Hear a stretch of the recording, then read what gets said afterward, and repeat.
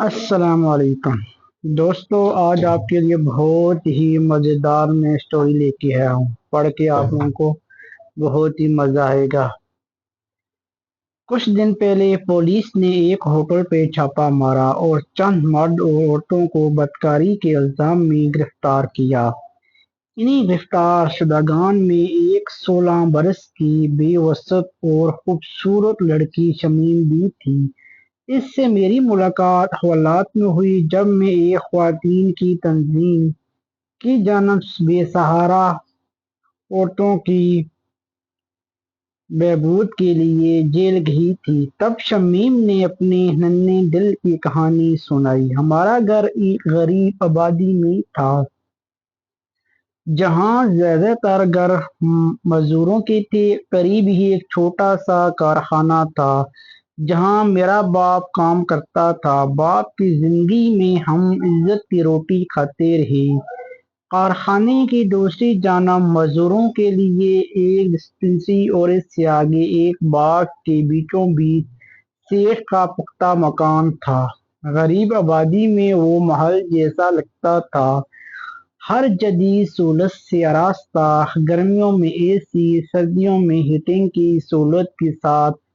بچپن ہی سے میری خواہش تھی کہ کبھی بھی اس محل کو قریب سے دیکھوں، لیکن سیٹھ کے گھر میں داخل ہونا صرف ان کا حق تھا۔ ایک بار جب اماں کو کسی کام پر سیٹھ نے بلایا، میں 6 سال کی تھی۔ باپ کے پیچھے دوڑ کر میں بھی سیٹھ کے مکان پہنچ گئی۔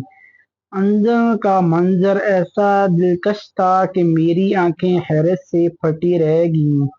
اس کے بعد میں بار بار اپنے ذہن میں اس محل کا نقشہ گھماتی، ماں کو کہتی کہ ماں تم اندر ایک بار جا کے دیکھو، خواب سا بھی حسین ہے۔ سیٹھ صاحب کا بیٹا شہاب شہر میں پڑھتا تھا۔ ہمارا شہر چھوٹا تھا جبکہ شہاب بڑا شہر کے ہوٹل میں رہتا تھا۔ جب وہ کبھی آتا تو مزدوروں کے بچے اسے پاشا جی کہہ کر پکارتے۔ وہ ایک شہزادے کی مانند خوبرو، گورا، لمبا قد والا تھا۔ اس کی آمد پر ہم گھروں سے باہر آ جاتے۔ وہ شاندار لباس پہنتا اور شان سے چلتا۔ جب سیٹھ کو اچانک ہارٹ اٹیک ہوا، شہاب ہی عرصے میں کارخانے کا مالک اور مزدوروں کا بادشاہ بن گیا۔ اب اس کے سامنے سب گردنیں جھکائے آنکھیں نیچی کرتے۔ جب میں 15 برس کی ہوئی تو اماں نے کارخانے کے احاطے میں جانے پر پابندی عائد کر دی۔ ایک روز باپ بیمار ہو گئے۔ اماں نے مجھے کہا کہ چمو کارخانے کی ڈسپنسری سے کھانسی کی دوا لے کر آؤ۔ میں دوا کی بوتل تھامے جب واپس لوٹ رہی تھی، حادثائی طور پر شہاب سے سامنا ہو گیا۔ اس کی آنکھوں میں مجھے دیکھ کر یکدم گرمی سی محسوس ہوئی اور مجھ سے برداشت نہ ہو کر میں بھاگ پڑی۔ ہم 4 بہنیں اور ایک بھائی تھا۔ میں سب سے بڑی۔ بھائی گلو مجھ سے 1 سال چھوٹا تھا۔ ابا چاہتے تھے کہ وہ تعلیم حاصل کرے، مگر اسے پڑھائی سے زیادہ پتنگ بازی اور کچے کھیلنے میں مزہ آتا تھا۔ 5ویں جماعت کے بعد وہ اسکول چھوڑ کے آیا اور آوارہ لڑکوں کے ساتھ گھومنے لگا۔ وقت کے ساتھ اس کی بگڑتی عادت نے گھر کا سکون اجاڑ دیا۔ ایک بار لڑائی کے دوران گلو نے کسی کو زخمی کر دیا۔ پولیس مداخلت ہوئی اور ابا کو جرمانہ دینا پڑا۔ اب گلو کسی واسطہ نہ تھا۔ گھر والوں کو اس کی وجہ سے جھٹکا لگا ہوا تھا۔ بہرحال محنت نے باپ کو وقت سے پہلے بوڑھا کر دیا۔ بیماری نے سانس روک دی اور کام کرنے سے قاصر کر دیا۔ اس کے نتیجے میں تنخواہ میں مسلسل کٹوتی ہوئی اور سیٹھ کی جانب سے خبردار کیا جانے لگا کہ اگر کام نہیں کریں گے تو مکان خالی کر دیں۔ احاطے میں مزدوروں کو کوارٹر دیے گئے تھے۔ باپ بھی ان میں سے ایک شخصیت تھے۔ مکان سادہ تھا مگر سر چھپانے کی پناہ دیتا۔ بچوں کے لیے اسکول قریب تھا، ڈسپنسری دستیاب تھی اور سفر و وقت کی بچت بھی ہو جاتی۔ یہ سب سہولتیں مزدور فیملی کے لیے کسی نعمت سے کم نہ تھیں۔ ابا یہ نوکری کیسے چھوڑ سکتے تھے کہ چاہے جان چلی جاتی مگر مزدوروں تو کرنی ہی تھی کیونکہ اتنے بڑے کنبے کا دار و مدار انہیں پر تھا۔ مگر پھر جب چند ہی دنوں میں ابا بستر سے جا لگے، انہیں ٹی بی ہو گئی تھی اور وہ مزدوری کے قابل نہ رہے۔ موت ان سے چند قدم کے فاصلے پر تھی، لیکن وہ پہلے ہی اس خوف سے مرے جاتے کہ اگر ان کا کام چھوٹ گیا تو ہمارا کیا بنے گا۔ مگر یوں ہی ہو کر رہتی ہے، آخر کار موت نے ان کا ساتھ توڑ دیا۔ ابا کے جانے کے بعد ہم فاقوں کے گردب میں پھنس گئے۔ گلو بھی گمسم ہو گیا، اپنی شرارتیں اپنی چوکڑیاں سب بھول گیا تھا۔ میرا بس نہیں چلتا تھا کہ ابا کے کپڑے پہن کر مزدوروں کی قطار میں جا کر کھڑی ہوں تاکہ کس طرح گھر کا چولہا جلتا رہے۔ ماں کی نظریں گلو پر لگی تھیں کہ دیکھیں اب وہ کیا کرتا ہے۔ گلو ماں کہنے پر سیٹ کے پاس گیا، مگر پاشا نے یہ کہہ کر اسے مزدور رکھنے سے انکار کر دیا کہ وہ ابھی بہت چھوٹا ہے، پورا گاؤں اس سے نہیں ہو سکے گا۔ اس کے ساتھ ہی پاشا نے ہمیں مکان خالی کرنے کا حکم بھی دے دیا۔ یہ سن کر ہم لرز گئے، سر چھپانے کا کوئی اور ٹھکانہ نہ تھا۔ اماں بولی، ہم مکان کیسے خالی کریں؟ میں سیٹ کے پاس جا کر فریاد کروں گی کہ میرا شوہر تمام عمر ان کے کارخانے میں کام کرتا رہا ہے اور وہ آنکھیں بند کرتے ہی ہمیں در بدر کر رہے ہیں۔ یہ کہہ کر انصاف ہے۔ ماں یہ کہتی ہوئی میری چھوٹی بہن کو سینے سے لگائے راز و قطع رو رہی تھی۔ ان کو روتا دیکھ کر میرے تن بدن میں آگ لگ گئی تھی اور میں ان سے پوچھے بغیر کارخانے کے احاطے میں چلی گئی۔ بادشاہ کارخانے سے نکل کر اپنی گاڑی کی طرف آ رہا تھا۔ جو ہی میں احاطے میں داخل ہوئی ہمارا آمنا سامنا ہو گیا۔ وہ مجھے دیکھ کر ٹھٹکا گیا اور میں اپنی جگہ رک گئی۔ وہ پاس آ کر بولا، ادھر کہاں جا رہی ہو؟ کس سے کام ہے؟ میں نے دھیمی آواز میں کہا، جی کام تو ہے مگر آپ سے۔ مجھ سے یہ کیا کام ہے؟ آپ نے ہمیں مکان خالی کرنے کا حکم دیا ہے۔ ہمارا باپ زندگی بھر آپ کے کارخانے میں کام کرتا رہا ہے، اب ہمیں کہاں جائیں؟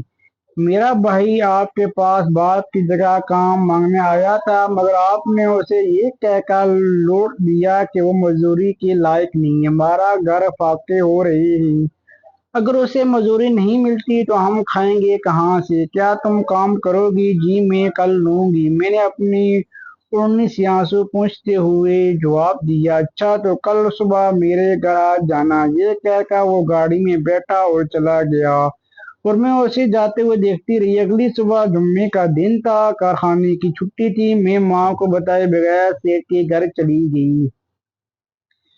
وہ برآمدے میں بیٹھا اخبار پڑھ رہا تھا، سامنے چائے کا کپ رکھا تھا۔ میرے قدموں کی چوٹ پر اس نے اخبار نیچے کیا۔ میں نے سلام کیا، اس نے سر ہلا کر جواب دیا، جی میں آ گئی ہوں کام کے لیے۔ اس نے چند لمحے سوچ کے کہا کہ میرے کمرے کی صفائی کر دو، میں ابھی آتا ہوں، پھر وہ کام بتاؤں گا۔ میں اس کے کمرے کا جائزہ لینے لگی۔ ایک بڑا خوبصورت پلنگ، ریشم کے چھاڑوں والا بیڈ شیٹ، محل کے پردے، نرم گدے، ہاتھ رکھتے ہی ایسا لگے جیسے خود بخود اس میں دس گئی ہوں۔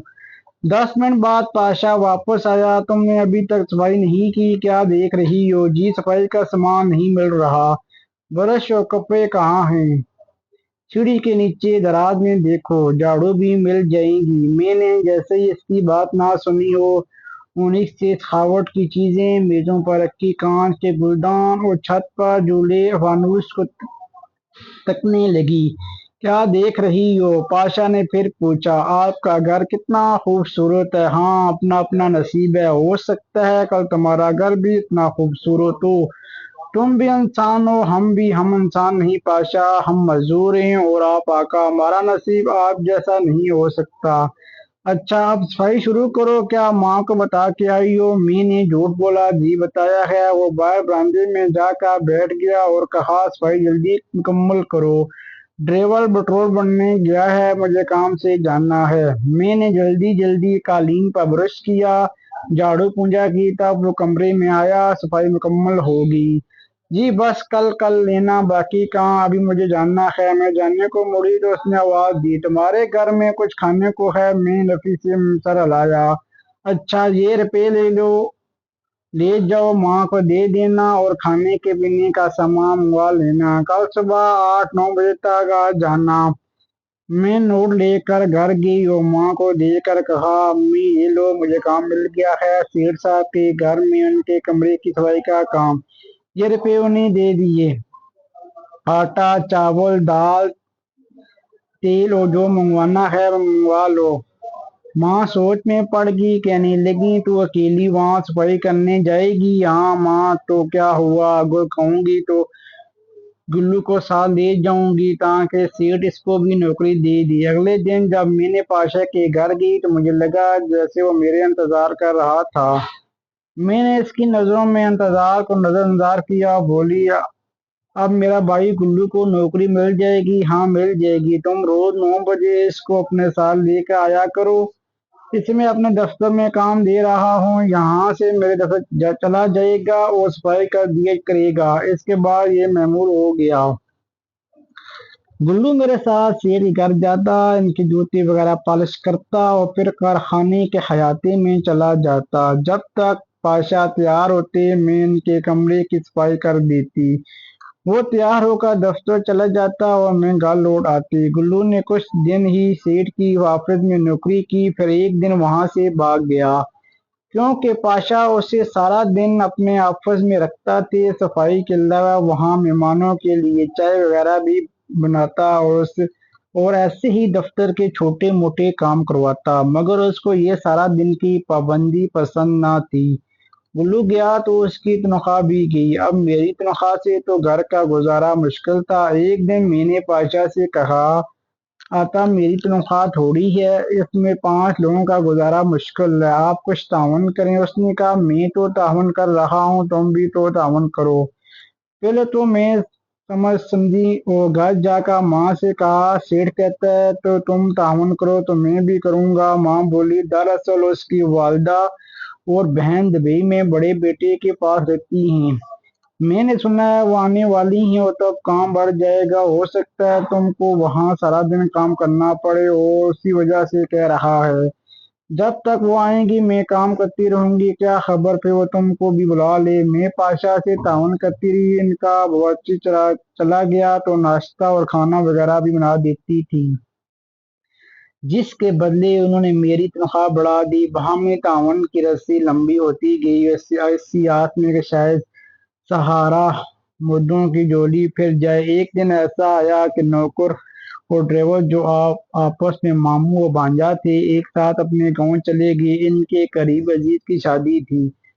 اب میں سیٹھ کے گھر جاتی تو بڑی سی حویلی بائیں بائیں کرتی ملتی، نہ نوکر ڈرائیور نہ مالی۔ میں پہلے کچن کا کام کرتی، سیٹھ ناشتہ کر کے آفس چلا جاتا اور میں ان کے گھر کی صفائی شروع کر دیتی۔ ایک لڑکا جو مزدور کا بیٹا تھا، وہ شام کو باغ کو پانی دینے آتا، تب تک میں گھر کے کام کاج سمیٹ کر جا چکی ہوتی۔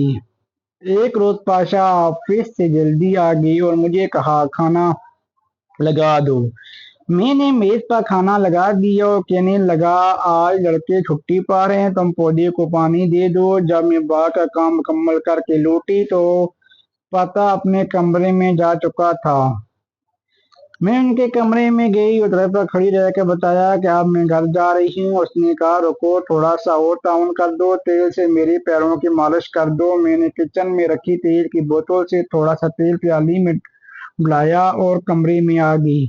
مجھے ان کے پاس کام کرتے تقریباً 3 ماہ ہونے آئے تھے اور اب میں پاشا سے کافی مانوس ہو چکی تھی۔ پیروں کی طرف جا کر میں نے ان کے پاؤں کی تلوؤں کو تیل لگایا اور تھوڑی دیر مالش کی۔ انہوں نے مجھے 100 روپے دیے اور کہا، ایسا کام بڑھتا جائے گا تو میرا تعاون بڑھتا جائے گا۔ یوں ان کی پیروں کی مالش بھی میرے فرض میں شامل ہو گئی اور اسی خمیری خیریت میں اضافہ ہوتا رہا۔ ساتھ ہی باہمی تعاون کی یہ رسی لمبی ہوتی گئی، جہاں تک کہ اپنی عمر کی ساری جمع پونجی لٹا کر بھی پھر بھی مردوں کی جولی نہ بھر سکی۔ میں ایک مزدور کی مخلص بیٹی غریب سے غریب تر ہو گئی۔ सिर्फ अपने घर वालों के पेट का दोजक बनने के लिए। एक रोज पाशा ने माँ को बुलाकर कहा, कल मेरी माँ और बहनें दुबई से आ रही हैं मेरा शादी करने। तुम फिलहाल अपनी लड़की को ले जाओ और खर्चे की फिक्र ना करो, वो मैं दूंगा। जब माँ आएंगी तो वो खुद तुम लोगों को बुलवा कर काम पे रख लेंगी। अभी लड़की को तुम अपने किसी रिश्तेदार के घर भेज दो।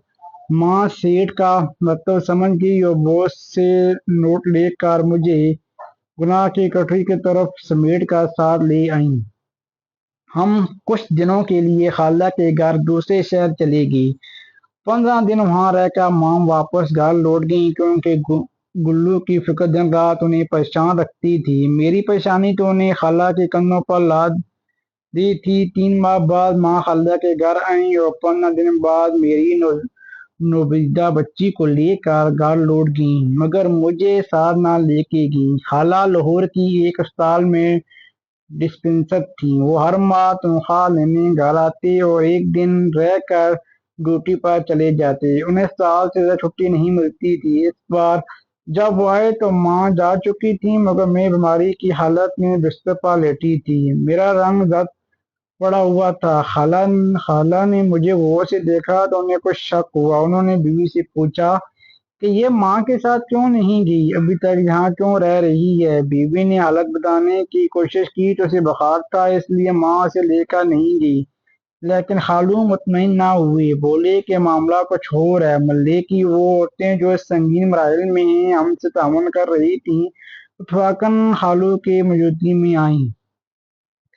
तब खालू का शक मजीद पुख्ता हो गया, क्योंकि ये औरतें वहाँ हेल्थ वेटर के तौर पर काम कर चुकी थीं और वो इस अच्छी तरह जानते थे कि उन्होंने बाहर जाकर इस औरत की बात की और गुस्से में घर आके कहा, मुझे सारे मामले का पता चल गया है। बीवी, तुम अपनी इस नकारा बांजी को वापस इसके घर रवाना करो। जब मैं दोबारा घर में कदम रखूं तो ये यहाँ ना हो। ये कहकर वो चले गए। चंद दिन बाद गुल्लू घबराया हुआ आया और बताया कि माँ को पुलिस ने पकड़ कर ले गई है, क्योंकि पुलिस को किसी ने इत्तला दी थी कि इस बेवा औरत के पास एक नवविदा बच्ची है। न जाने ये बच्ची इसने कहाँ से हुआ करके लाई है।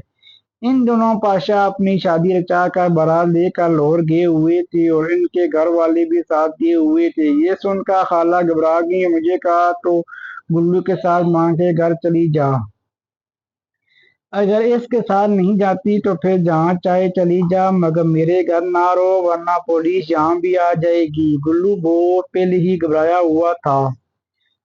खालू को गुस्सा में देख कर वो घबरा गया और फौरन घर से चला गया। मगर खालू घर आ गए। खाला ने इनसे कहा कि सुबह को इस बदबख्त को ले जाकर लारी अड्डे पे छोड़ाओ, वरना पुलिस यहाँ भी आ जाएगी और हमारी बदनामी होगी। ये हमें मुसीबत में डाल देगी, जैसे इस करतूत ने इसकी माँ को मुसीबत में डाल दिया है। इसी रात जब खालू और खाला सो रहे थे, मैं इनके घर से निकल पड़ी। अड्डे पर आखिरी लारी तैयार खड़ी थी। मैं इसमें सवार होगी और सुबह 4 बजे बस खाली होगी। मगर मैं बस से ना उतरी। ड्राइवर ने पूछा, तुम किसके साथ हो, कहाँ जाना है। मैंने जवाब दिया, मेरे साथ कोई नहीं और ना ही मैं कहीं जाना चाहती हूँ। ड्राइवर अच्छा आदमी न था। चंद दिन उसने मुझे अपने एक दोस्त के खाली मकान में रखा, फिर अपने दोस्त के हवाले कर दिया। वो मुझे एक ऑटो ले गया और वहाँ उसी रात वो पुलिस का छापा पड़ गया। जब से माँ दूसरी जेल में और मैं इस जेल में हूँ। बहन भाइयों का पता नहीं कहाँ है। शमीम की कहानी सुनकर मुझे बहुत दुख हुआ। मैंने सोचा कि असली मुजरिम कौन होता है और सजा किसको मिलती है। दोस्तों, अगर कहानी अच्छी लगी तो वीडियो को लाइक जरूर कीजिए और चैनल को सब्सक्राइब जरूर कीजिएगा।